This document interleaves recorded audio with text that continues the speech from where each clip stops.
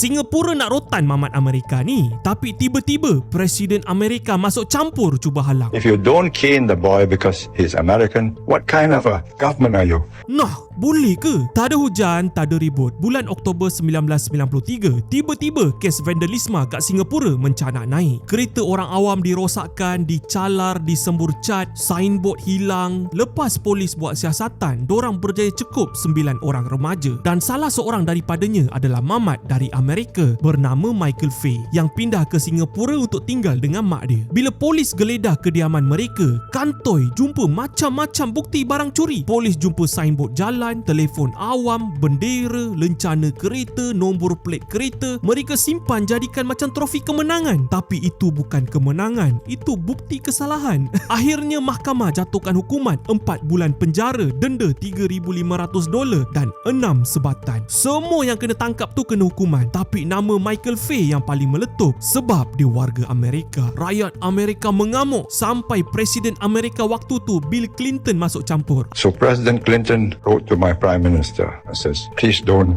cane him. If you don't cane the boy because he's American, what kind of a government are you? What kind of a stand do you have? Are you saying that you're afraid of the Americans? Yes, we are, but not that afraid. We have to enforce our law. Atas dasar diplomasi dan nak jaga hati, Singapura pun bagi diskaun. Mereka kurangkan dari 6 kepada 4 sebatan. Kena juga, tak boleh refund. Selepas di rotan, Michael terus jalani hukuman penjara, tapi dia dibebaskan awal selepas 83 hari sebab good behaviour. Terus jadi good boy. Lepas tu Michael terus pulang ke Amerika.